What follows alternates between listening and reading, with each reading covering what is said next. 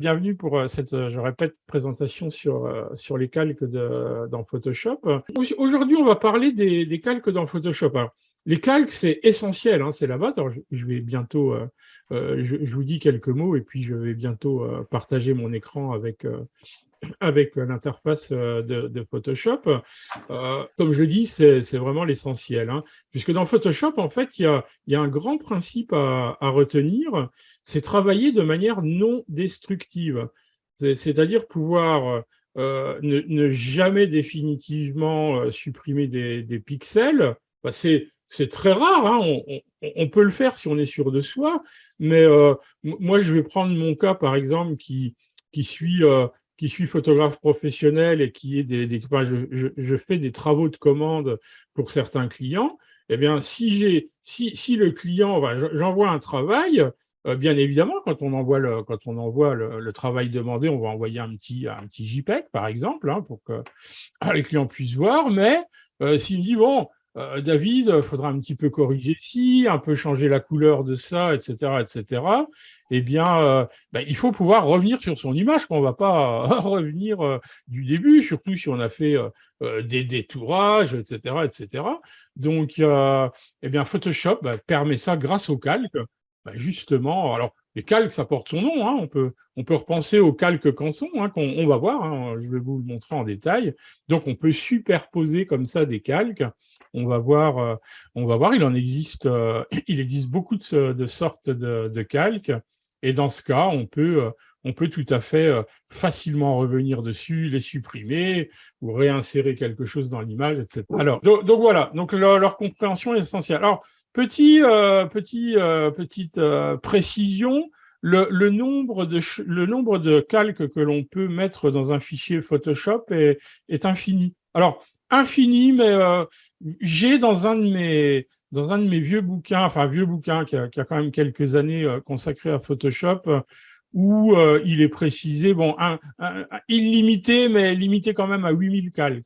Enfin, si un jour vous vous retrouvez avec un fichier avec 8000 calques, je crois que déjà, personne n'a l'ordinateur qui le supportera, parce que bien évidemment, hein, plus on rajoute de réglages, de calques, etc., le poids du fichier va s'envoler. Hein. Donc, bien évidemment, il faut aussi être, dans la mesure du possible, gérer un petit peu le nombre de calques que l'on va avoir. Je vous propose tout simplement de passer à Photoshop. Je vais vous partager mon écran. Je vais ouvrir un fichier, peu importe lequel. Voilà, donc ici, l'interface de Photoshop, alors sans entrer dans les détails, parce on peut bien évidemment la personnaliser. Alors, je vais prendre mon petit outil d'annotation. Ici, à gauche, rapidement, hein, on a le panneau des outils, hein, tous les différents outils de sélection, de dégradé, la plume, le sélecteur ici de couleurs d'avant-plan et d'arrière-plan. Voilà. Alors, les panneaux ici, les petits panneaux toujours pratiques, hein, bien évidemment, c'est selon son utilisation. Ce qui est toujours intéressant, c'est d'avoir l'historique, par exemple, la fenêtre de propriété. Bon, après, ça se règle. Moi, personnellement, je ne sors jamais de cet environnement. Et le panneau que j'aime bien, c'est le panneau réglage. Qui me permet, on a les grands réglages de Photoshop, hein, que ce soit les courbes, les niveaux, le noir et blanc, les fils photo, etc. D'ailleurs, quand on passe sur, je suis obligé d'arrêter ça, lorsque l'on passe, voilà, sur les icônes, on voit à quoi correspond le réglage. Alors, pourquoi j'aime bien ce panneau? On pourrait tout à fait aussi cliquer ici en bas et on va la retrouver, hein, les niveaux, les courbes, etc. Mais j'économise un clic, quoi, en fait. Hein. Ici, vous faites un premier clic et un deuxième clic. Ici, vous faites directement votre clic. Voilà. Et donc, j'en venais au panneau principal sur lequel, d'ailleurs, je passe souvent du temps à régler les interfaces de mes stagiaires pour essayer d'avoir un maximum de visibilité, d'espace dans le panneau des calques. parce que en général, on va en avoir plusieurs. Donc, c'est quand même bien qu'on ait un petit peu d'espace, hein. Ne le mettez pas tout en bas où vous allez juste voir un calque. Alors, vous pouvez, toutes les fenêtres de Photoshop, hein, on peut les déplacer, on peut les décrocher, etc. Je me méfie de ça parce que ça crée parfois des interfaces qui sont ingérables. Donc voilà, moi j'aime bien cette configuration, mais encore une fois, elle m'est propre et elle convient en tout cas à mon utilisation. Alors, pour en revenir donc au calque, dans le panneau des calques, eh bien, quand on ouvre une image, eh bien, on a ici un premier calque, hein, qui s'appellera image d'arrière-plan. Des petites choses à voir sur ce panneau, enfin sur ce calque, pardon. Ici, à gauche, vous avez l'œil qui permet de voir, d'avoir sa visibilité ou pas. D'ailleurs, on a la petite infobulle, hein, indique la visibilité du calque, c'est-à-dire que si... Alors ici, je ne peux pas la décocher. Pourquoi? Parce que j'ai autre chose ici à droite. Le calque est verrouillé. Quand vous ouvrez une image, hein, en général, elle va s'ouvrir comme image d'arrière-plan. Il ne peut d'ailleurs y avoir qu'une seule image d'arrière-plan dans une pile de calques. Alors, quand on a plusieurs calques, techniquement, on appelle ça une pile de calques. Et on va voir que le haut, s'appelle tout ça. Les calques les plus en haut s'appellent les calques en haut de la pile de calques. Donc là, maintenant, si je le déverrouille, vous voyez, il a changé de nom, il s'appelle calque 0. Alors, j'aurais pu le dupliquer autrement, mais voilà. Et maintenant, ici, effectivement, si je clique sur l'œil, eh bien, j'ai désactivé la visibilité de mon calque. Je reclique dessus et je peux le revoir. Alors, je serais bien revenu en arrière ici pour une petite explication. Quand on a un calque verrouillé comme ça, il y a des choses qu'on ne peut pas faire dessus. Par exemple, si je voulais transformer mon image, si je fais CTRL-T donc pour ouvrir l'outil de transformation ou commande-T sur Mac, il ne se passe rien, hein. Je suis en train de le faire. Le calque est verrouillé, donc on ne peut pas. On peut pas. Donc, par contre, si maintenant je déverrouille mon calque, je clique sur le petit cadenas, CTRL ou commande plus T, et je peux tout à fait, j'ouvre l'outil de transformation, il est accessible, et là, je peux le transformer. Alors, ça m'amène à une autre réflexion. Les calques sont redimensionnables. Par exemple, l'image que j'ai ici, je peux tout à fait la redimensionner. Hein, donc ça, les calques, on peut faire ça dessus. Alors, je l'ai fait d'une manière destructive ici, ce qui n'est pas bien, et je vais revenir en arrière, je vous expliquerai pourquoi. En fait, je pensais ici à une conversion en objet dynamique, mais on y viendra plus tard. Donc, je reviens en arrière, CTRL ou commande Z, hein, et je reviens sur mon calque. Bonne pratique de Photoshop, c'est toujours bien de dupliquer. Alors, je vais revenir encore une fois dans mon historique au bout. C'est toujours bien de conserver une copie de l'image d'arrière-plan. On ne sait jamais si on fait une bêtise, une erreur, mais pas seulement. On peut le réutiliser parfois pour faire quelques petites corrections. Donc, bon, c'est toujours bien d'avoir une copie qui ne sera pas touchée. Donc, ce qu'on fait toujours, c'est une bonne pratique de Photoshop, c'est CTRL ou commande plus J, comme Janine, CTRL J, et on duplique son image d'arrière-plan, on crée un nouveau calque. Alors, je reviens en arrière, il y a plusieurs méthodes pour le faire, hein. On pourrait ici l'accrocher et le déplacer dans le petit plus, hein, ce qui va nous créer une copie arrière-plan, mais c'est un calque.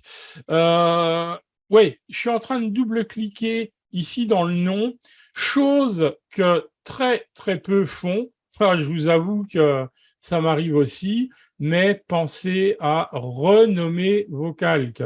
Quand on en a beaucoup, quand on a des réglages, on verra tout à l'heure, on va en ajouter quelques-uns, on ne sait plus, hein, quand vous allez avoir niveau 1, niveau 25, temps de saturation 27, etc., on ne sait plus à quoi ça correspond.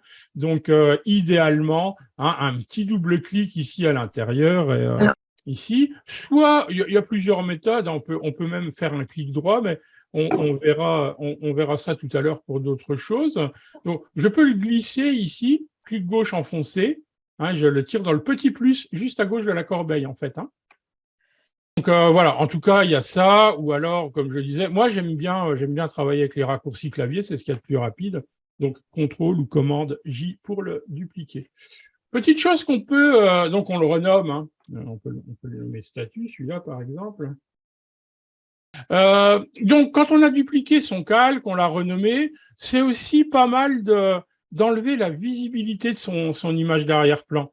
Parce que parfois, si on transforme le calque et qu'il y a la visibilité derrière, ça peut être parfois un petit peu gênant. Donc, moi, l'image d'arrière-plan, en général, elle est cachée. Petite possibilité aussi au-dessus et en dessous de l'œil, en faisant un clic droit. Alors, on pourrait masquer le calque, mais ça, on va le voir après. On pourrait lui mettre une couleur, par exemple. Bon, c'est si on veut classer certains calques. On peut clic droit, on peut changer la couleur. Elles ne sont pas toutes très jolies, d'ailleurs. Hein. Bah, gris, ça, c'est sa couleur normale. Aucune couleur. Voilà, on revient en bout. J'avoue que j'utilise très, très peu, mais ça peut... j'ai des stagiaires qui adorent ça, qui vont faire des classements. Donc là, on est sur un calque, c'est un calque image, hein, c'est un calque qu'on appelle pixelisé, hein, qui est une image en pixels. Autre calque, par exemple, donc je vais en appeler un. Alors, je disais tout au début de la présentation qu'on travaille dans Photoshop toujours de manière non destructive.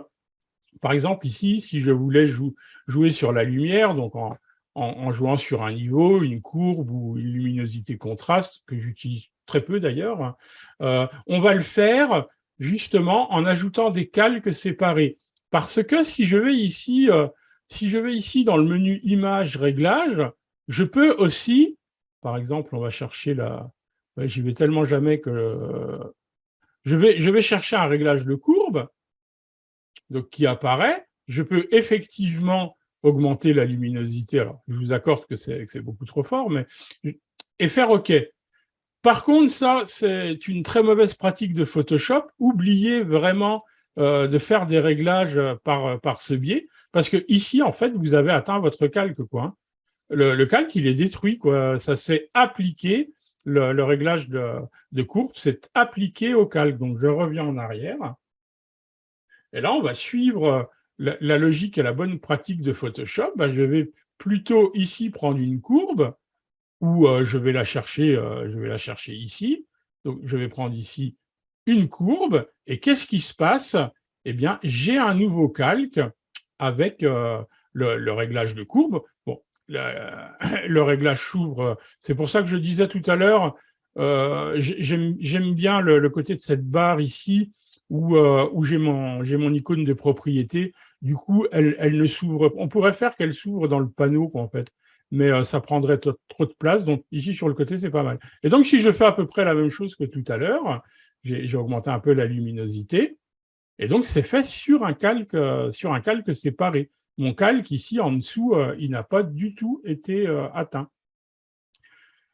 Petite astuce quand on fait des réglages, que ce soit de luminosité, de couleur, etc., ben pensez à cliquer et décliquer l'œil, parce que ça permet de voir l'avant-après, quoi, en fait. Hein.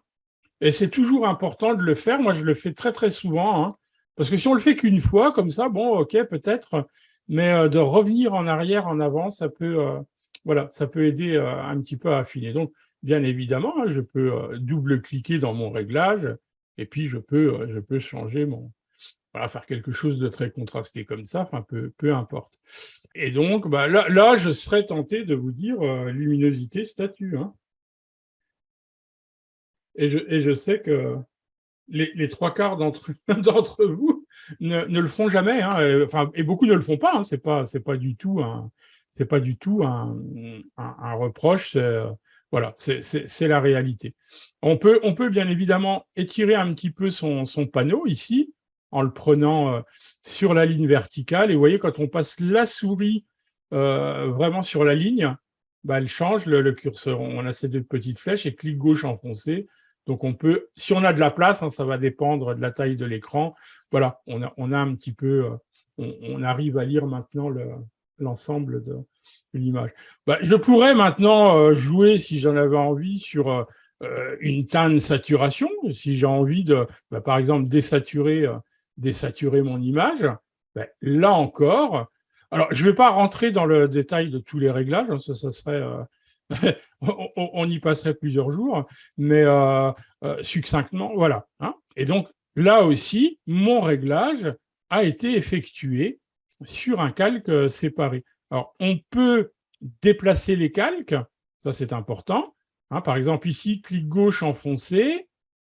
Si je vois la barre bleue ici au-dessus apparaître, eh bien, je vais placer ce réglage au-dessus. Je peux les déplacer comme ça. Alors attention, hein, ça peut avoir des impacts. Hein. On a vu que là, justement, il y avait une petite différence selon leur position. Si par exemple, maintenant, je mettais la statue en haut de la pile de calque, hein, donc on relâche le bouton uniquement quand on voit la bande bleue horizontale, ben forcément, je cache tout ce qui est en dessous, puisque le calque qui est en haut de ma pile de calque, ben, il prend le dessus, quoi, en fait. Hein. Donc, bien évidemment, ici, ça n'a pas d'intérêt de faire ça, puisque nous, on veut avoir des réglages. Voilà. On peut. Alors, je vais revenir sur une image. Enfin, je vais vous créer une image basique hein, pour revenir sur l'histoire des calques. Donc, je vais fermer ce fichier pour l'instant. Ceci dit, non, je vais le garder parce que. Alors, on peut, bien évidemment, supprimer les calques. Hein, on peut les glisser à la corbeille ou appuyer sur supprime, ça va les supprimer aussi. C'est ce que je viens de sur la touche supprime ou delete, ça dépendra des claviers. On peut, bah, tant que je suis là, il y a beaucoup de possibilités, mais on le verra après sur deux. On verra un petit peu les verrous, les différents verrous. L'opacité, alors pour ça, il va falloir que j'enlève la visibilité de mon calque en dessous. Si je baisse l'opacité de mon calque, bah vous voyez, hein, je finis par avoir de la transparence jusqu'à être complètement transparent. Hein. Alors, je ne reviendrai pas ici sur le fond. Vous allez me dire, ça fait à peu près la même chose, pas du tout. C'est en fait pour les effets, mais je ne parlerai pas de ça. On va rester pour l'instant sur l'opacité du calque. Et aussi, on peut, alors là, il va falloir que je mette celui d'en dessous, on peut changer leur mode de fusion. Hein. Donc ici, il est toujours, hein, quand on applique un réglage en mode normal, mais par exemple, si je prenais le mode produit, alors bien évidemment, ça sature trop fort l'image, mais on va assez baisser la luminosité du calque, superposition de calque des modes d'éclaircissement, donc qui va l'éclaircir, etc., etc. Mais on verra quelque chose de plus pertinent tout à l'heure. Mais en tout cas, les calques donc peuvent être modifiés dans leur mode de fusion. Je vois Monique qui demande comment diminuer la taille tout le panneau des calques. Alors, si je comprends bien la question, bah, on peut tirer, par exemple, voilà, comme ça, et puis, si j'ai bien compris la question, hein. Sinon, Oui, David, en fait, c'était l'ensemble de toutes les écritures qu'il y a sur la page de Photoshop. C'est écrit sur ma page un peu plus gros. Et j'aurais voulu diminuer pour avoir plus de place ah, oui, aussi oui, dans alors, la… oui, Voilà. les vignettes, quoi, en fait, hein. Oui, Alors, voilà. ça se passe ici, en Enfin, fait, dans le petit burger, je crois même oui. on peut le faire ici, clic droit, mais ça, on le verra après. Mais en tout cas, ici, les trois petits traits horizontaux sur la droite, hein, sur l'horizontale du panneau calque. On va en bas dans Options de panneau. Et là, oui, alors selon son écran, en fait, hein, si on a un petit écran, ben, on va mettre une petite vignette, voilà. Hein. Alors, ça a quand même un désavantage, c'est qu'après, on voit plus toujours bien ce qu'il y a dedans, quoi. Hein. Donc voilà, je reviens dans l'option de panneau et moi je la remets puisque bon, j'ai un grand écran, donc il y a aussi une vignette intermédiaire. Alors là, c'est important, celle-ci, le contenu de la vignette, on peut la mettre soit à la limite du calque, soit dans le document entier. C'est-à-dire que si on fait une sélection, par exemple, de la statue, si on la met dans le document entier, dans le calque, on va voir la place qu'elle prend dans l'image. Je mets un petit peu plus grand la vignette, pardon. Je reviens dans l'option de panneau. Hein, donc, si elle est dans le document entier, la statue détourée, on va juste voir la place qu'elle prend dans le calque. Mais par contre, si on la met document entier, limite du calque, pardon, elle va se mettre bien au bord du calque, en fait. Hein. Ouais. Oui, en fait, c'était pour l'ensemble de la fenêtre Photoshop, même les commandes. Je les ai écrits en gros. Est-ce qu'il est possible de les diminuer? Puisqu'apparemment, sur ta page, c'est assez petit. Ça va dépendre déjà de la définition de l'écran. Hein. Ah, d'accord. Il y a déjà une question de définition d'écran. Si j'avais un écran, par exemple, là, c'est du Full HD. Si c'était un écran 4K, vous verriez encore beaucoup plus petit, mais enfin, tous mes menus, enfin, tout, quoi, en fait. Hein. Oui, c'est ça, c'est l'ensemble. Ouais. OK. D'accord, merci. Alors, je t'en prie. Autre chose qu'on peut faire sur un calque, alors, on disait qu'on pouvait masquer sa visibilité en appuyant sur le petit œil, mais on peut déjà lui ajouter un masque de fusion. Hein. Donc, j'ai appliqué ici un masque de fusion. Alors, j'en ai parlé longuement la dernière fois, mais pour rappeler le principe, dans un masque de fusion, le blanc laisse apparaître, donc effectivement, il laisse bien apparaître toute l'image, et le noir masque. C'est-à-dire que si je l'inversais, CTRL ou commande I, eh bien, j'ai bien mon image qui est derrière, mais elle est masquée par le masque de fusion. Donc, à un calque, on peut appliquer… Alors, masque de fusion, il y a aussi le masque vectoriel, on ne va pas en parler, c'est pour les formes. Mais voilà, donc ça, c'est encore quelque chose qu'on peut faire. D'ailleurs, sur mon masque noir, si je peignais avec du blanc, du coup, eh bien, je remets l'opacité le plus à 100%, je fais réapparaître mon image, en fait. Hein. Ouais. OK.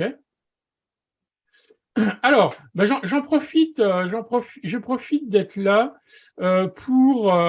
je vais l'appliquer, ce qui est pas très bien. En fait, voilà, j'ai détruit mon calque, j'ai appliqué ce que j'ai fait, mais on peut ici, c'était pour vous montrer ici les petits verrous, on peut lui demander de verrouiller les pixels transparents. Donc, il y a bien un petit cadenas qui s'est mis là. Je vais changer un petit peu de couleur, voilà. Si je verrouille les pixels transparents, je ne peux pas peindre dessus. Ouais. Je peux peindre partout ailleurs sur mon image, mais pas sur les transparents. Alors, je vous avouerai sincèrement que j'utilise jamais ça, mais ça peut avoir son utilité. Ici, à côté, c'est marqué d'ailleurs, on va verrouiller les pixels de l'image. Là, c'est le contraire. Hein. Là, je peux strictement rien faire. C'est-à-dire que tout est verrouillé. On peut verrouiller sa position, ce qui permettrait de ne pas… j'ai fait je suis en train de regarder quelque chose. Voilà, impossible car le calque est verrouillé. Hein. Je vais essayer de peindre, mais il me dit non. Ici, on peut verrouiller sa position. Ça empêcherait de le transformer. Je suis en train d'essayer. Hein. CTRL ou commande T, ça marche pas. Je vais vous passer celui-là. Et sinon, ici, on peut tout simplement verrouiller le calque et ne plus rien faire. On peut plus rien faire dessus, quoi. Hein. Bon, voilà, ce sont les petits outils de verrou. Encore une fois, oui, ça m'arrive de verrouiller des calques, mais c'est assez rare. Hein. Et encore moins sur les pixels transparents ou les pixels de l'image. Ouais. Alors, c'est bon pour vous? Je vais le supprimer. Vous voyez, je voulais le supprimer, mais il est verrouillé. Donc, on le déverrouille sur le petit cadenas. Et je vais en refaire un. Donc, CTRL ou commande J. OK. Qu'est-ce qu'on peut encore faire sur un calque? On peut lui assigner… on peut faire des clics droits. Donc, je vais vous passer pas mal de choses. Donc ici, on peut le dupliquer aussi par le menu. Moi, je viens de le faire par un raccourci clavier CTRL-J ou commande J. On peut tout à fait le dupliquer, le supprimer. On le verra tout à l'heure. On peut créer des groupes de calques. Je vais vous passer un petit peu tout ça. Mais ce que je peux faire ici, on peut lui mettre une couleur aussi. C'est ce qu'on a fait tout à l'heure. Mais là, c'était par le clic droit. Aucune couleur. Je reviens sur le clic droit. Très bonne pratique de Photoshop, convertir en objet dynamique. Qu'est-ce qui se passe? Alors, j'ai oublié quelque chose tout à l'heure. Je vais ajouter un masque de fusion simplement pour vous parler ici des petits traits blancs qu'il y a autour du masque. S'ils sont sur le masque, comme c'est le cas ici, c'est le masque qui est actif. Si je clique à côté sur la vignette image, eh bien, on voit ces petits cadres blancs autour de l'image. Donc, c'est l'image, elle, qui est activée. Donc, on peut supprimer un masque de fusion. Hein, je vais le glisser à la corbeille. C'était juste pour vous faire la petite parenthèse. Et l'objet dynamique sur un calque, ça a beaucoup, beaucoup de sens. Alors, je vais vous ouvrir une image quelque chose d'assez parlant. Vous avez mon image, c'est bon? Les coupoles? Oui, c'est bon. Ouais, ok. Donc, je vais déverrouiller mon calque. Je ne vais pas le dupliquer ici. Si, je vais le dupliquer. CTRL ou commande J. Je vais le masquer pour l'instant. Et je vais, sur le calque, donc, qui est un calque pixelisé, faire une transformation. CTRL ou commande T. Je vais la réduire. Je fais OK. Je refais CTRL T ou commande T et je reviens en arrière pour la agrandir. Le résultat, c'est que j'ai détruit mes pixels. C'est mort. Alors, bien évidemment, hein, là, c'est un petit fichier qui était fait pour le web, donc il est léger en poids, donc c'est assez saisissant comme ça a été détruit. Mais maintenant, si je fais ça sur un calque, clic droit, donc converti en objet dynamique, je fais la même manœuvre, CTRL ou commande T, je réduis, OK, CTRL ou commande T, je réagrandis, pas de problème, ça n'a pas été touché. Donc ça, c'est vraiment là aussi de la très bonne pratique de Photoshop. Alors, on me demande souvent, mais oui, mais quand est-ce qu'on les utilise? Alors, je suis en train de regarder une question, édition préférence. Alors, on parlait tout à l'heure la taille. Oui, on peut choisir la taille de la police effectivement dans les préférences de Photoshop. Donc, menu édition préférences sur PC et sur Mac, ça sera dans le menu. Les préférences sont dans le menu, alors que je n'ai pas ici, mais qui s'appelle Photoshop. OK. Donc, je reviens à mon image. Donc, on me demande parfois, mais oui, mais les objets dynamiques, on les utilise quand, etc. et tout. Ça dépend, en fait, si on va avoir besoin de transformer son image ou pas. Je vais appliquer, par exemple, un flou directionnel ou un flou tout court, d'ailleurs. J'ai un objet dynamique, donc encore une utilisation du calque, encore une des possibilités qui nous est offerte. Donc, si je fais filtre, flou et flou gaussien, OK, j'ai flouté mon image, et bien là, on voit que mon flou, en fait, s'est appliqué en dessous de mon calque, mais le calque, il n'est pas détruit. Je peux d'ailleurs double-cliquer sur le flou gaussien et l'augmenter, par exemple. Bon, voilà, l'image est bien détruite, hein, c'était vraiment un petit fichier. Mais si ça ne me plaît pas, je peux glisser tout ça à la corbeille et mon calque, lui, il n'est jamais atteint, quoi. Donc, objet dynamique, ouais, quand on va faire certaines transformations, etc., ça a du sens. Attention, bien évidemment, que ce soit des calques ou encore plus pour les objets dynamiques, plus on en ajoute dans notre fichier et plus ça va augmenter le poids du fichier, quoi, en fait. Hein. Donc, attention. David, oui. Si ça ne détruit pas justement le fichier, pourquoi on n'utilise pas toujours des fichiers dynamiques? Des objets dynamiques, parce qu'ils n'ont pas toujours une utilité. Hein, si on les transforme pas, rien. Inutile d'en faire d'une part. Alors, il y a aussi des petites choses. Enfin, je ne vais pas rentrer dans le détail, mais par exemple sur un calque objet dynamique, vous voyez, si je veux peindre, il veut pas. Hein. On peut pas peindre. Voilà, il faut pixeliser avant de continuer. sur un objet dynamique, on ne peut pas peindre. Enfin, à moins de rentrer dedans, mais je vais pas aller là-dedans. On s'éloigne un peu du sujet, mais globalement, on ne peut pas. Et comme je viens de le dire à l'instant, les objets dynamiques vont considérablement augmenter le poids du fichier. Beaucoup plus lourd, voilà, c'est ça. Bah, il est plus lourd, et puis ça, en plus, c'est pareil, hein, il y a certains filtres, les calculs sont quand même puissants, donc si l'ordinateur rame un peu, déjà, enfin, s'il manque, je ne sais pas, de mémoire vive, ou, etc., bah, ça va largement impacter. Donc, à utiliser avec, si c'est pas modération, c'est au moins avec parcimonie, quoi, en fait. Hein. Ouais. Donc, voilà ce que je voulais dire ici sur l'objet dynamique. Je ne vais pas en parler plus. Je vais refaire mes fichiers. C'était la petite parenthèse. Ok, je reviens à mon calque. Ben justement, ici, globalement, je vous avais montré, je l'avais transformé en objet dynamique. L'inverse, c'est clic droit et ça sera pixelisé le calque. Donc là, on a un calque en pixels. Ok. Autre chose qu'on peut faire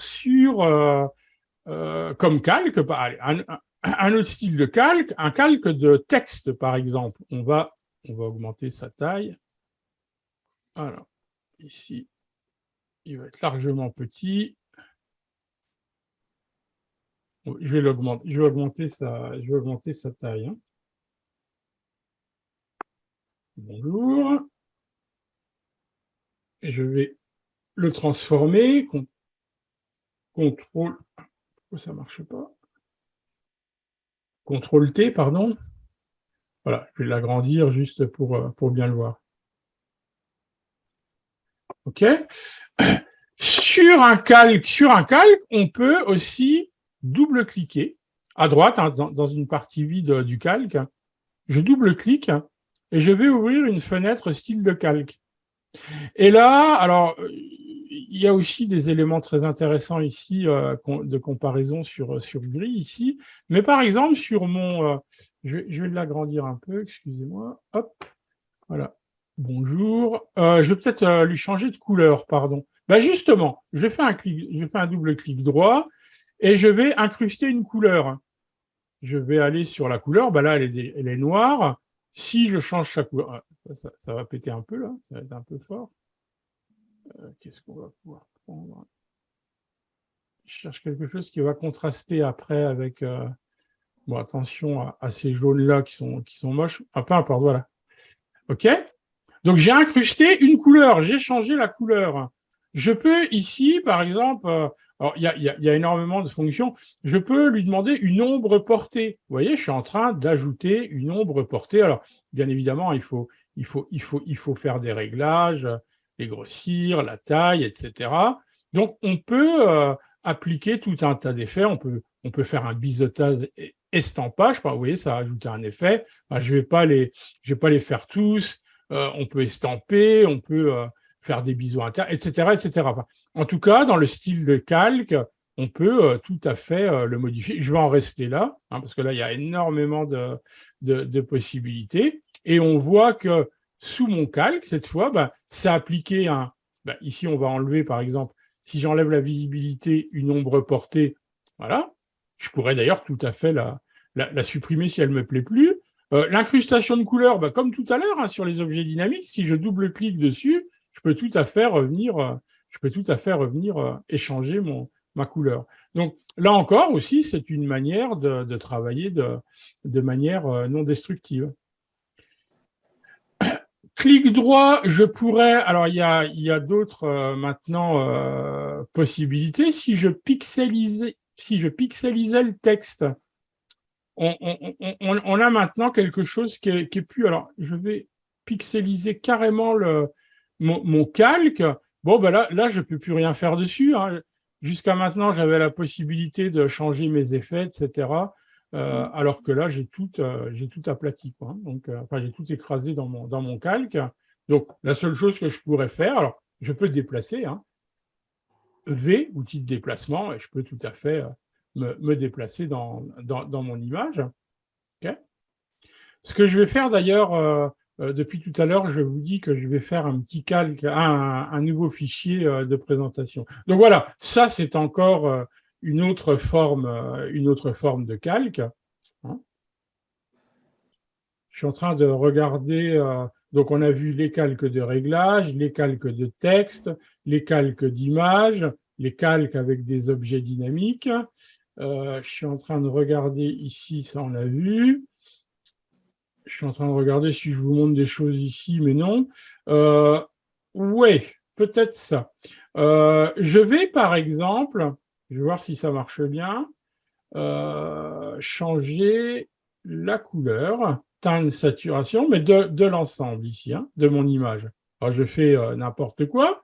Donc, puisque mon calque ici de teinte, saturation ben, prend l'ensemble de l'image, il s'applique, bien évidemment, à toute l'image. Mais moi, ce qui m'intéressait, c'était de n'appliquer ce réglage qu'à mon calque bonjour. Eh bien, là, il y a une fonctionnalité. Alors, on peut l'avoir de différentes manières. Déjà, ici, quand on était dans le réglage, vous voyez, il y a un petit carré avec une petite flèche à gauche. On appelle ça créer un masque, un calque d'écrêtage. On va le voir. Donc, je ne vais pas le faire par ici, je vais vous montrer les différentes possibilités. Si on fait un clic droit aussi, on peut ici créer un masque d'écrêtage. C'est la même chose, hein, c'est la même possibilité. Ou alors, directement, si on appuie sur Alt ou Option et qu'on passe entre les deux calques et qu'on clique, eh ben, qu'est-ce qui s'est passé? Maintenant, mon réglage de teinte saturation, je lui ai demandé de ne s'appliquer qu'au calque immédiatement inférieur, c'est-à-dire mon bonjour, en fait. Hein. Et là, je peux revenir dans le réglage et puis changer, par exemple, les couleurs. Quoi. Ouais. Donc, le calque s'est décalé un petit peu sur la droite, comme vous pouvez le voir, et il y a une petite flèche, là, comme ça, vers le bas, qui indique que ça ne s'applique qu'à mon calque bonjour, en fait. Hein. Ouais. De la même manière, si je faisais maintenant un calque de niveau, par exemple, je voudrais atteindre la luminosité, ben là, je vais cliquer aussi. Si je le fais comme ça, ben, ça sera appliqué à l'ensemble de l'image. Je réinitialise mon réglage ici avec la petite flèche arrière. OK. Mais maintenant, si je clique ici, ben, c'est pareil. Hein, le calque s'est déplacé vers la droite. Il ne va s'appliquer qu'à bonjour. Et regardez, du coup, effectivement, ça ne s'applique qu'à bonjour. Ouais.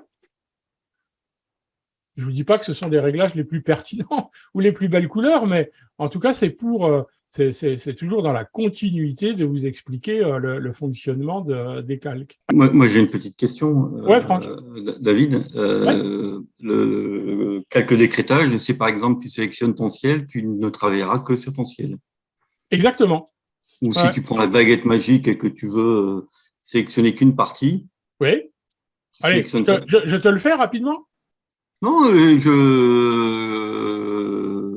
Mais effectivement, si tu sélectionnes ton ciel, par exemple, allez, on va le faire. C'est bien, c'est une bonne idée. Alors, ça me remémore les premiers cours. Ouais, c'est ça. Voilà. J'avais zappé le calque d'écrêtage. Le masque d'écrêtage, oui. Ouais, et là. Ouais, non, c'est important, hein, mais j'avais prévu de le faire sur la statue justement. Mais allez, c'est une bonne idée. Donc, j'arrête ma vidéo, je me remets en partage, je partage, pardon. Donc, vous devriez avoir mon partage, voilà. OK. Et je vais repartir du début. Donc, alors, les calques aussi.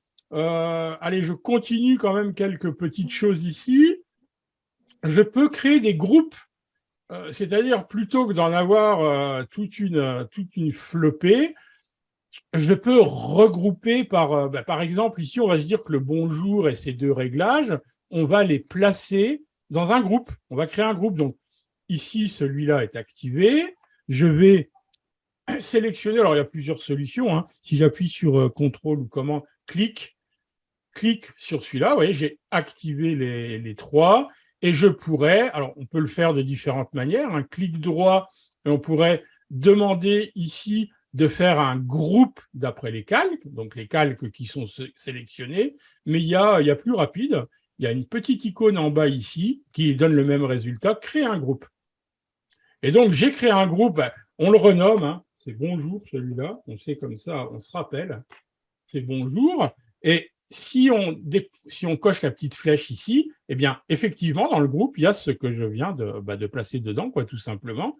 Et ça aussi, un autre avantage, c'est qu'on peut tout à fait avoir sa visibilité ou pas. Et de la même manière, hein, on peut déplacer le groupe, hein, pas de problème. Hein, pas de problème.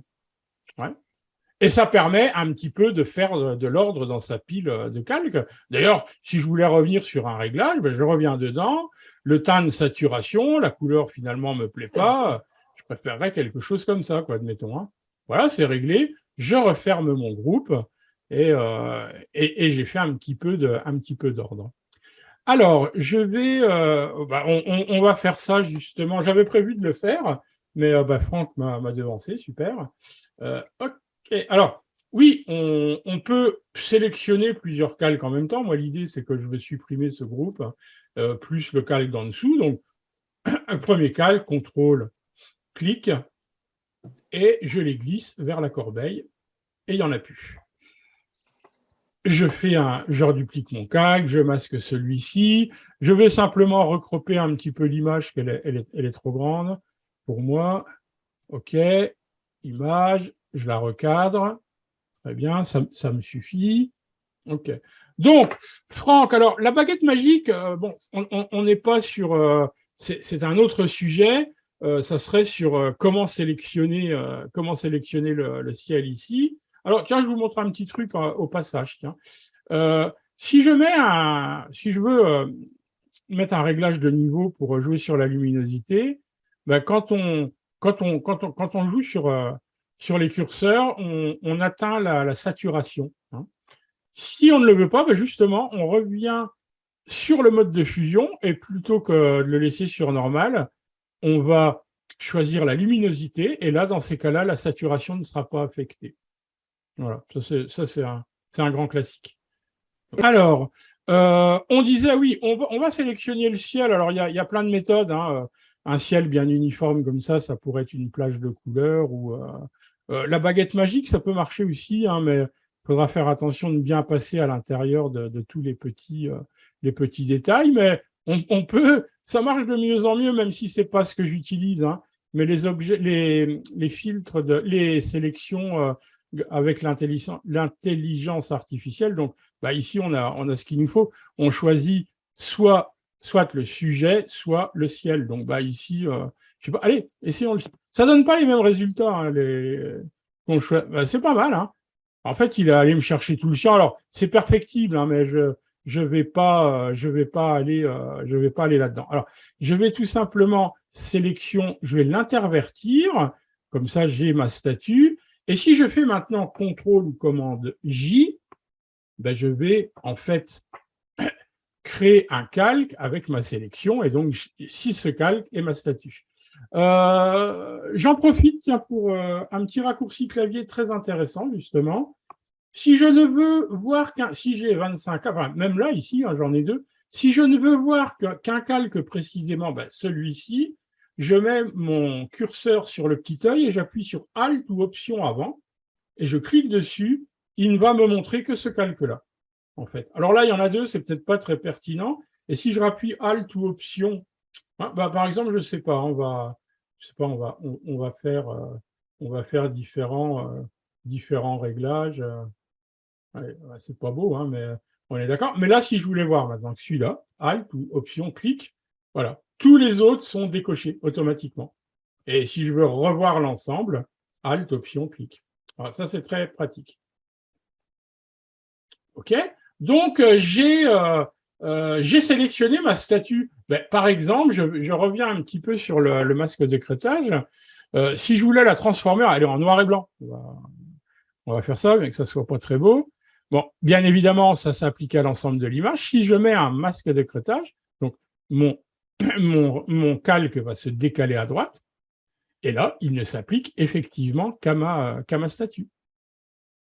De la même manière, je pourrais dire CTRL-clic, je viens récupérer ma sélection, sélection intervertir, et je voudrais changer la couleur du ciel, puisqu'on parlait de ça à l'instant, je ne sais pas, par exemple, allez, je vais lui changer la luminosité, Voilà, j'aime pas tellement ce réglage, mais je vais baisser sa luminosité. Donc voilà, j'ai baissé sa luminosité, en fait. Hein. Ouais.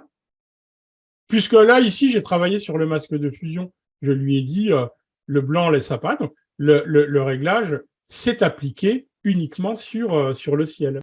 Franck, tiens, une autre piste. Je vais regrouper ça pour l'instant. Voilà, je reviens à mon image de base. Ici, par exemple, je vais faire l'inverse. Je vais simplifier, je vais sélectionner le ciel. OK. Et je voudrais lui changer sa couleur, par exemple sa teinte. OK. Donc là, pareil, hein, sur un calque séparé. Le blanc laisse apparaître, je vais l'agrandir. Hein. Donc, ça, c'est appliqué au ciel. Alors, il y a des petits défauts, hein, parce qu'il aurait fallu un petit peu affiner ce masque. Mais donc, voilà. Là, on va plutôt travailler sur un masque de fusion. Par contre, si je voulais ici... Alors, le blanc laisse apparaître. Hein, je vais inverser mon masque de fusion. Je suis en train... Ouais, non, c'est pas beau. Je vais donc... Excusez-moi, hein, je suis en train de réfléchir. J'ai sélectionné ma statue. Non, là, dans ce cas-là, Franck, oui, je travaillerai plutôt sur le masque de fusion, en fait. Hein. Ouais? Ouais, ok, merci. C'est bon pour toi? Ah ouais, nickel. Ok, ça marche. Merci. Donc, ici, j'étais en train de... Non, ben, j'ai créé un calque avec la sélection. Non, rien de particulier. Je vais revenir, depuis le début, je parle de créer un petit fichier. Je vais garder ça quand même pour l'instant ouvert. Donc, je vais créer un nouveau document. Ouais, peu importe, peut-être le faire blanc ou même transparent, tiens. Donc, OK. On va changer d'outil.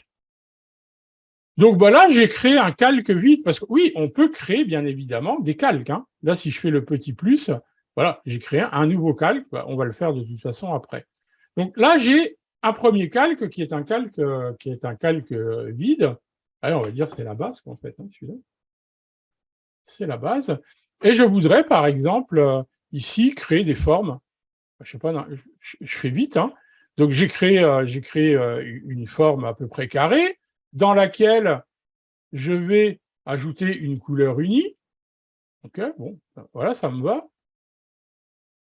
La bêtise que j'ai fait ici, c'est que je l'ai appliqué dans mon calque vide. Je reviens en arrière, parce que l'idée, c'était de vous montrer, en créant un nouveau calque, cette fois, hein, je refais la même opération, pardon, et là, je vais la remplir d'une couleur unie.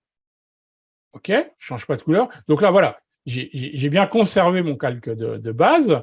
Et là, j'ai un calque, donc avec un masque de fusion, on ne va pas revenir dessus, un nouveau calque avec ce couleur. Je vais créer une autre forme.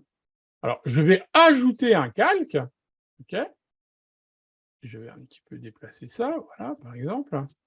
OK, quelque chose, un cercle, une couleur unie. On va changer un peu. OK. Pas très rond d'ailleurs. Je vais en faire allez, une dernière. OK, par exemple. Et là aussi. Alors, j'ai fait une bêtise. Hein. J'ai pas créé donc au préalable un nouveau calque dans lequel cette fois je vais ajouter une couleur unie. On va changer. Pour qu'on voit mieux. Okay. Voilà. Donc, système des calques. Hein. Alors, il va falloir faire attention à la position. Le calque, donc ma forme rectangulaire verte est au-dessus. Si je la déplace, hein, avec l'outil de déplacement au raccourci clavier V, on est bien d'accord hein, qu'elle va se positionner sur celle rouge, puisque le rouge est carrément dessous. Si je fais pareil avec la bleue, eh ben, elle va se positionner hein, entre le vert qui est au-dessus et le rouge en dessous. Je peux m'amuser comme ça à l'infini. Si je déplace mon carré rouge au-dessus, bah, bien évidemment, maintenant, il prend le pas, quoi, en fait. Hein. Donc, on peut, comme ça, déplacer sur un transparent et s'amuser à placer les éléments là où on a envie de les placer. D'ailleurs, contrôle-clic dessus, on peut aller sélectionner, sans aller les chercher ici, CTRL-clic, je peux aller directement les sélectionner en passant mon curseur dessus. Ouais. Bon, là, ce que je vous montre, c'est lambda. Hein. C'est lambda. Par exemple, je suis en train de me demander quelque chose. Je suis en train de déplacer ça. Allez, est-ce que quelqu'un est courageux pour jouer un peu sur les masques de fusion, là, du coup? L'idée serait d'enlever, je sais pas, le rouge dans le cercle, par exemple. Comment on ferait ça? Avec éclaircir?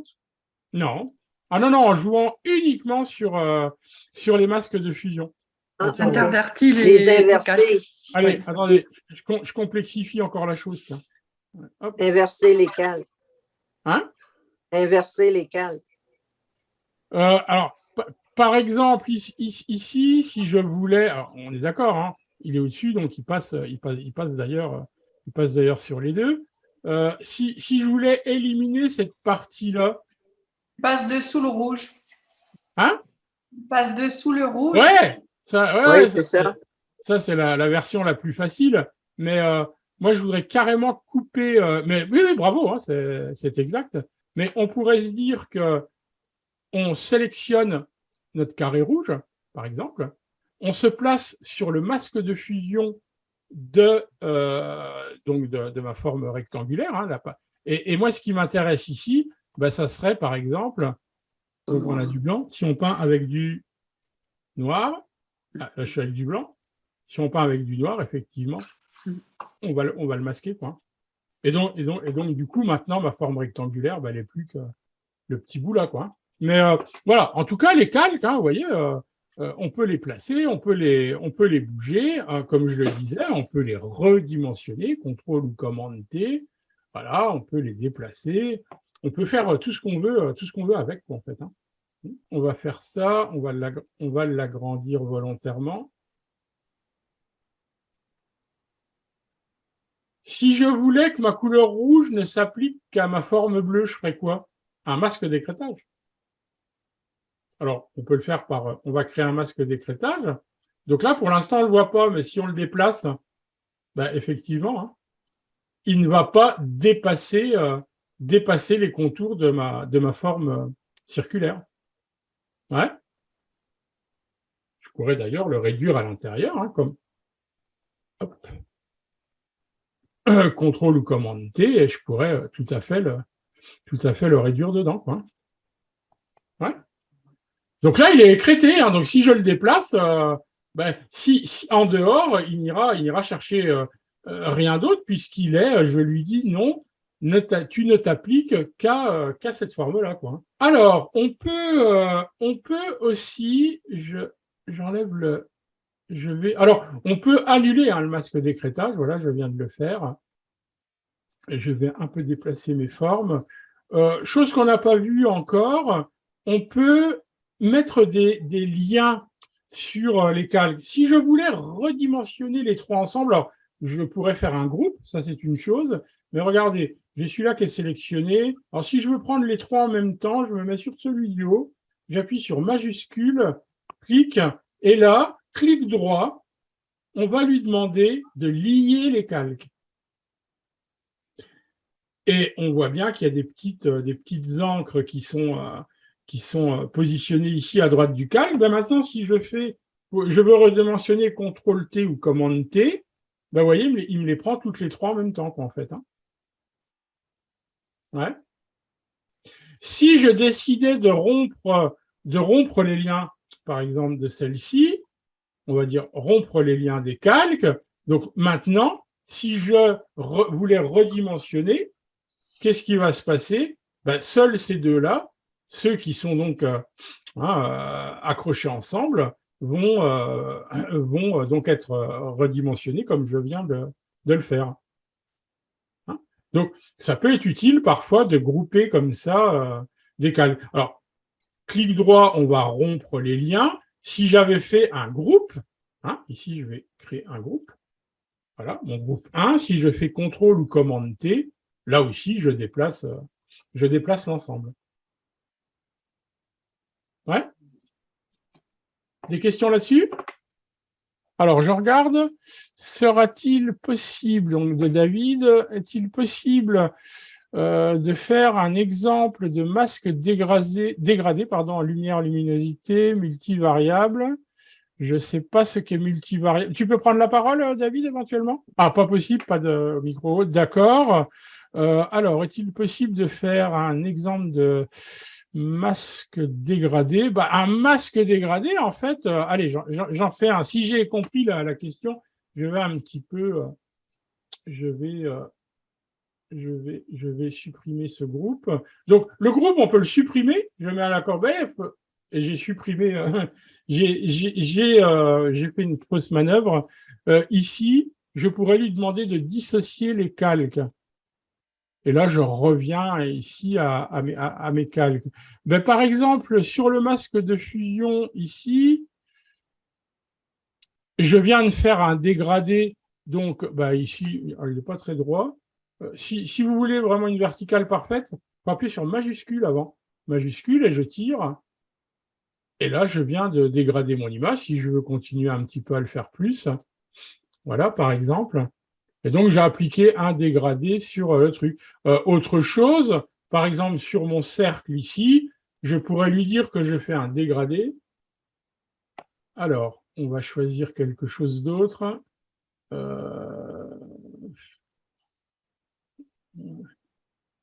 sais pas, les verts peut-être, pour changer un peu une autre couleur.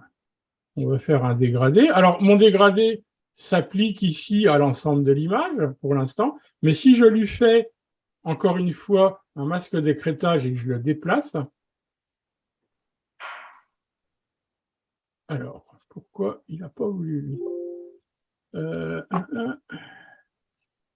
hop, hop. Ah, il est déjà dedans, pardon. Il est déjà dedans. J'ai été trompé parce que les couleurs sont très similaires. Voilà, donc mon dégradé est dedans, mais enfin, ici, ça n'a pas de véritable intérêt. Excuse, David. Oui, j'écoute. Pourquoi, quand on fait un dégradé comme tu viens de faire, si tu grossis le rond, il y a plein de lignes dedans? Ah, alors ça, c'est ce qu'on appelle en anglais du bending, donc les effets de bande. Hein. On peut regarder ça peut-être rapidement. Alors, c'est lié à plusieurs choses. Je vais ici faire un dégradé avec des couleurs, par exemple le bleu, ici. On va faire ça. C'est ça, oui. Hein, on est d'accord? Ce qui fera déjà une grosse différence, c'est le fichier 8 bits ou 16 bits. 16 bits, toujours. Hein, je dirais que même globalement, alors là c'est pareil, hein, quand on parle d'augmenter le poids d'un fichier, le 16 bits va l'augmenter assez fortement. Mais par contre, dans la mesure où il y a beaucoup plus, alors vite fait, hein, sur chaque couche de couleurs RGB, donc la rouge, la verte et la bleue, on a dans un modèle 8 bits 256 valeurs tonales, donc de 0 à 255. Si on multiplie 256 par 256 par 256, on arrive à 16,7 millions de couleurs. D'accord ? Par contre, si on fait la même chose sur un modèle 8 bits, ça double pas, c'est considérable. On a 65 000, je crois, 536 valeurs tonales par couche de couleurs. Donc, si on refait le même calcul tout à l'heure en les multipliant, on arrive à 240 000 milliards de couleurs. Alors, on n'en verra pas 16 millions de toute façon. La vision humaine est quand même en dessous. Et on en verra encore encore moins 240 000 milliards. Quoi. Mais par contre, dans la mesure où entre chaque valeur, il y a beaucoup plus de valeurs, on va avoir quelque chose, un rendu qui sera plus soft, quoi, hein, qui aura moins d'effets de bande, quoi, en fait. Hein. Ouais. Donc, la solution pour éviter les lignes, c'est quoi? 16 bits. 16 bits par travailler en image. Alors ici, ça va pas marcher, hein, mais en mode, passer ici dans image, mode, et passer en 16 bits. Il y a des techniques, hein, je ne vais pas rentrer là-dedans, mais il y a des techniques aussi en rajoutant du bruit, enfin, etc. Il y a plein de possibilités pour un petit peu supprimer, voire parfois complètement supprimer l'effet de bande aussi. Hein. OK. Dégradé uniforme, je voulais savoir comment un dégradé multidirectionnel. On éclaircit de bas en haut et aussi en même temps de haut en bas. Je ne sais pas si par exemple ici, on va voir, donc on est du noir au transparent, on se place sur le masque de fusion, ok, je vais ici dégrader de ce côté-là, rien ne m'empêche après d'aller, si j'ai bien compris la question, de prendre par le bas et puis dégrader par le bas en fait. Hein. Multidirectionnel, hein, je pourrais même voilà, faire ça, quoi, hein, par exemple. Ça répond à la question? Ok. Ok. J'arrête le partage. Je remets ma caméra. Je crois qu'on a fait un bon tour de la question. Je regarde, je m'étais fait des petites notes. Moi, je suis carrément dans le noir, excusez-moi. Mettre un peu de lumière. Ok. Qu'est-ce que j'ai pas passé en revue? Ah oui, par exemple, les calques aussi peuvent se déplacer de. Donc j'arrête ma vidéo, je repartage mon écran.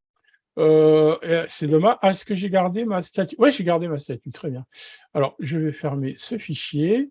Je voudrais, par exemple, ici, mettre un nouveau ciel. Alors, ok, donc je voudrais mettre un nouveau ciel. Alors, première chose, moi j'ai toujours l'habitude avant de faire quelque chose sur les calques, ou d'en ajouter un réglage, etc., c'est de me placer au bon endroit. Qu'est-ce que je veux dire par là? C'est qu'en fait, là, je voudrais importer un ciel, hein, que ça va nous permettre de voir comment déplacer un fichier. Le ciel, il va être derrière ma statue, donc dans la pile de calque, juste en dessous, quoi, en fait. Hein. Donc, si je clique ici, j'active ce calque 1, qui n'est pas actif, hein, d'ailleurs, il est actif, il est grisé, mais il n'est pas visible. Le ciel que je vais importer va se placer ici, juste au-dessus, donc exactement à l'endroit où je le veux. Donc, on va ouvrir un ciel, comme ça va permettre de vous montrer comment on déplace d'un fichier à un autre. Pardon. Alors, je reviens sur la question de Constance. Alors, donc ici, c'est justement pour revenir à l'histoire du 8 ou 16 bits. Donc, on clique sur le lien en bas, et voilà, moi, la profondeur de couleur ici, je suis toujours en 16 bits, quoi, en fait. Hein. Donc voilà, ça peut régler les problèmes. Alors, on évite parfois pas hein, les effets de bande, mais en tout cas, ils vont être fortement atténués grâce à ça. Donc, je vais ici, c'est pareil, hein, moi j'ai une petite chose, mes calques, je les ouvre toujours dans Photoshop comme objet dynamique, c'est cliquer ici, on va voir ce qui se passe. J'ai donc ici en bas ouvrir un objet. Je vais l'ouvrir, donc voilà, je l'ai ouvert. Si je voulais changer, par exemple, ses caractéristiques, sa luminosité, je double-clique dans la vignette image de mon calque et je reviens dans Caméra Raw. Et là, je pourrais, je sais pas, par exemple, augmenter un petit peu l'exposition, pardon.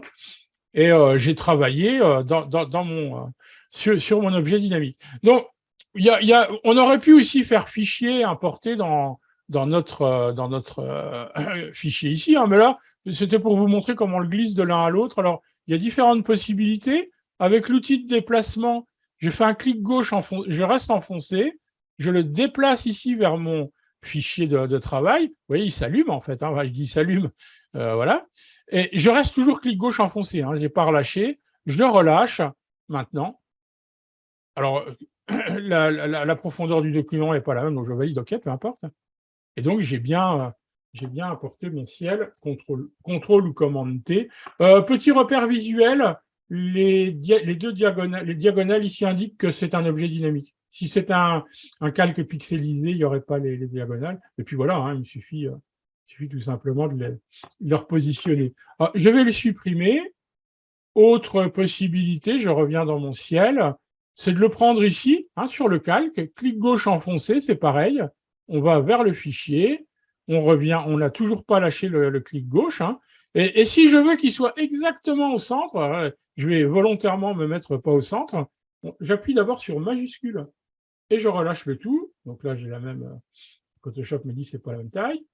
OK. Et regardez, contrôle ou commande T, vous voyez, il s'est placé carrément au milieu, quoi, en fait. Alors, je vous dis pas que c'est un intérêt ici, mais c'est juste pour vous donner la petite explication, quoi. Bon, c'est pareil, hein. Vous avez vu dans Photoshop, alors, c'était pas le cas avant, hein, mais vous voyez, ça redimensionne de tous les côtés. Si je lui dis non, moi je veux simplement, par exemple, l'étirer ici vers la droite, j'appuie d'abord sur majuscule, je viens sur cette poignée, et effectivement, ça le contraint à aller uniquement là où je lui demande. Si je voulais aller vers le bas comme ça, majuscule, voilà. Sinon, vous voyez, si je n'appuie pas sur majuscule, il va redimensionner partout, en fait. Voilà. Et là, je fais OK, je valide.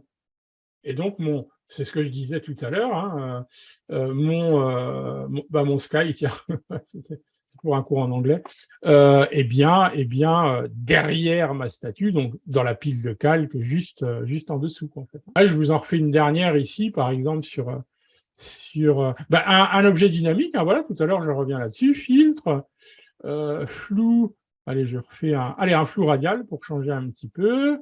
En mode zoom, hein, sinon ça ferait quelque chose de circulaire, valeur moyenne, on ne change pas la qualité. Alors, clic gauche enfoncé, on peut choisir la direction, on a une prévisualisation à peu près de ce que ça va donner. Je fais OK, je valide, et puis voilà, quoi. J'ai donné un petit effet de mouvement. Alors, bien évidemment, hein, l'intégration n'est pas parfaite parce que il aurait fallu faire des améliorations du masque, etc., avant de le faire. Enfin bon, c'est pas mal. Ouais. Alors ça, c'était pour déplacer donc un calque d'un fichier à un autre. Le masquage de calque, on l'a vu, hein, c'est avec, je vous rappelle, si je place un masque, alors oui, vous allez me dire, on décoche, on ne le voit plus, hein, mais là, ici, si je place un masque de fusion, alors il est blanc, ça laisse apparaître d'ailleurs. Moi, je voulais le contraire. Il y a un petit raccourci clavier. Si je me positionne sur l'icône du masque de fusion et que j'appuie sur Alt ou Option avant, clic, ben, il est directement noir, quoi. Il est dans la couleur que je cherchais. Voilà, je pense qu'on a fait un bon tour. Je fais une petite parenthèse, on n'a pas vu. Je disais tout au début, tout l'intérêt des calques, c'est de travailler vraiment de manière dissociée, séparée pour tout ce qu'on va faire, que ce soit un réglage, une sélection, un photomontage, etc. Quand j'envoie, ça c'est mon fichier de travail, donc on va conserver tous ces calques. Je ne suis pas sûr que ça réponde à ta question, David, mais attends, je regarde, il y en a une autre. Moi, quand je veux garder mon fichier de travail, si le client me dit, bon, il faudrait revoir un peu la couleur de la statue ou autre, je garde bien tous mes calques. Donc, je vais l'enregistrer. Alors, je ne l'ai pas fait depuis le début, hein, mais c'était volontaire. Je vais l'enregistrer je vais le garder au format, alors PSD sur PC ou Photoshop sur Mac, mais c'est la même chose. C'est le format natif de Photoshop. Mais par contre, si je veux juste envoyer, alors je vais d'abord faire, on le disait, hein, une sauvegarde PSD, et après, ce que je peux faire, c'est calque, pardon. On a un menu calque, hein, c'est pareil, hein, ce qu'on a fait tout à l'heure avec des clics droits, etc. Hein, on peut le faire dans les menus, mais c'est plus long, quoi, en fait. Hein, on peut ajouter un objet dynamique, etc., etc. Quoi, hein. Donc, moi, j'avoue que je ne vais jamais là-dedans, si ce n'est ici, voilà, par exemple. Mais je crois qu'on peut le faire par un clic droit ici aussi, ce qui est plus rapide d'ailleurs. Hein. Clic droit sur le calque en haut et on va lui dire aplatir l'image. Alors, aplatir l'image, il me demande, voulez-vous vraiment? OK. Aplatir l'image, il m'a regroupé tous les calques et il me l'a aplati. Et là, je vais faire un enregistrement en copie, puisque ça existe maintenant depuis, c'est pas si vieux dans Photoshop. Quand on fait un premier enregistrement sous, en fait, on va pas avoir tous les. Là, je l'ai déjà aplati. On n'a pas tout. On a que les quelques formats PSD, PNG, TIFF, je crois, et c'est à peu près tout. Par contre, quand on enregistre une copie, on va avoir tous les formats. Donc, moi, c'est ce que je fais, fichier, enregistrer une copie. Et là, c'est un JPEG. Hein, je veux un petit JPEG. Je vais faire OK. et j'envoie ça à mon client, quoi, hein. Je dis voilà, regarde. D'ailleurs, je dirais presque que économiquement parlant, bah, il ne faut pas envoyer ces fichiers PSD, quoi. Les fichiers PSD, c'est notre travail, quoi. Donc, voilà. Avant d'enregistrer en JPEG, vous avez aplati l'image, Ouais. mais si je fais juste enregistrer une copie, automatiquement, ça va être enregistré en JPEG, non? Une copie va me proposer, on va revenir voilà, sur une image avec les cases. Si je fais ici enregistrer une copie, il me propose tous les formats, quoi, en fait, hein. OK. Alors, si je fais du JPEG, ça va aplatir, hein, le JPEG, il va tout m'aplatir, quoi, en fait, hein. Ouais. Fond blanc, hein. D'ailleurs, le JPEG, on revient à 8 bits, 16 bits. Le JPEG ne gère pas le 16 bits, hein, uniquement le 8 bits. Alors, c'est suffisant, hein, une fois qu'on a enregistré son image, hein, mais ouais. Il y a une autre méthode, c'est pas une autre méthode, c'est autre chose. Un calque, on peut aussi créer des calques, des copies fusionnées. Ça veut dire quoi? Ça veut dire, alors ici, je sais pas, j'avais quelque chose là-dedans. Ah ouais. Bon, c'est pas grave, je le supprime, ça fait un peu trop. Si je veux ici, par exemple, avoir, alors, attendez, mon ciel, attends, je suis en train de regarder quelque chose. Ah oui, j'ai un masque de fusion, c'est pour ça que je ne vois pas le ciel. Ok, j'ai mon ciel.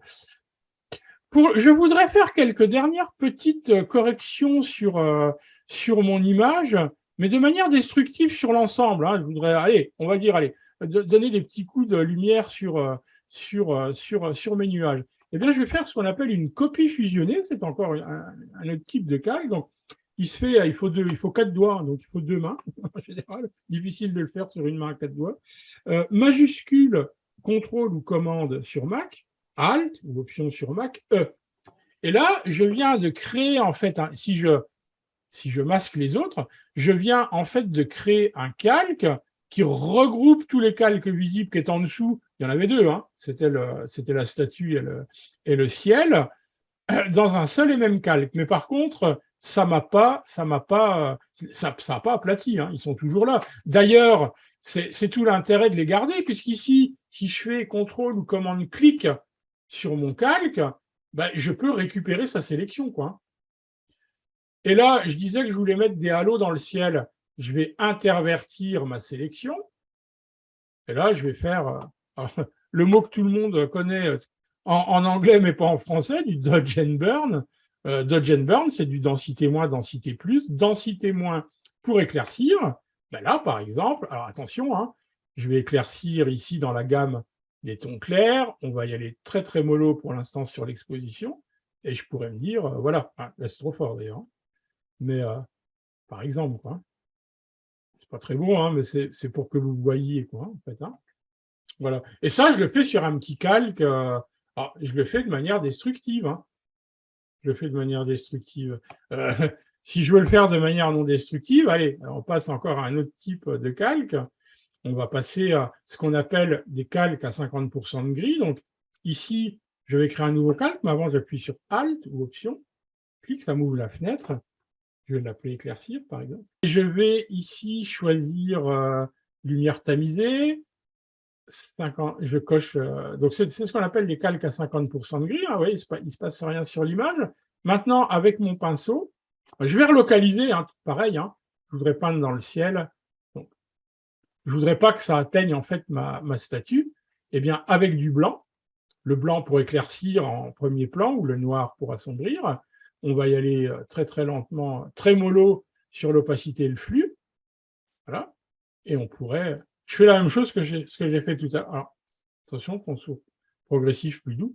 Et là, je le fais de manière non destructive, en fait, hein. Si je veux un petit peu augmenter tout ça, un peu plus d'effet, voilà. Voilà, par exemple. Et là, encore une fois, c'est du coup un calque. C'est un calque séparé, quoi. C'est la bonne pratique de Photoshop, quoi. Alors, moi, je ferai ce que je viens de vous montrer avant. J'ai fait une copie fusionnée. C'est si vraiment j'ai un petit... Je sais pas, je dis n'importe quoi, hein. Je dis par exemple, allez, ici, cette petite lumière blanche me plaît pas. Je voudrais simplement voilà. Je ferai que des petites choses minimes en toute fin d'image, quoi. Mais si c'est vraiment minime, hein, parce que si j'ai fait, comme là, par exemple, hein, déjà quand même pas mal d'opérations et tout, si je veux y revenir, je préfère quand même avoir la souplesse des calques, quoi, en fait, hein. D'ailleurs, ici, ce calque, il est en lumière tamisée, l'autre mode qui fonctionne pour avoir plus fort, lumière vive. Alors là, j'y suis allé trop fort sur le pinceau, donc ça n'a pas de sens. Mais voilà, en changeant le mode de fusion, hein, donc l'avant, l'après. Vous voyez, c'est important de cliquer sur l'œil, hein. Ça permet de bien visualiser, quoi. Voilà, je crois qu'on a fait à peu près le. Ah, donc on peut aller aussi dans les calques, hein, c'est ce que je disais tout à l'heure, un nouveau calque de remplissage. Moi, je passe jamais par ces menus parce que j'ai à peu près tout ce dont j'ai besoin ici et c'est en un clic, quoi, en fait, hein. Là, c'est 2 clics, hein, c'est même plus. Il faut déjà ouvrir ça, il faut aller là, un troisième, alors que moi, je fais tout ça soit avec des clics droits ou directement sur le réglage. Petit raccourci clavier, alors je vais pixeliser ce calque aussi, voilà. OK. On peut fusionner, parce que tu me parlais de fusion, on peut fusionner avec ici le calque inférieur. C'est-à-dire que je me dis, bon, finalement, je ne ferai plus rien. Alors, je ne le fais pas, hein. Moi, je reste comme ça, hein, personnellement, hein. Mais si je me dis, allez, je veux fusionner ces deux calques-là, il y a un petit raccourci clavier, hein, contrôle ou commande E, et donc les deux vont se fusionner. Je reviens en arrière, sinon, effectivement, hein, je sélectionne les deux, clic droit, pardon, et je fusionne les calques.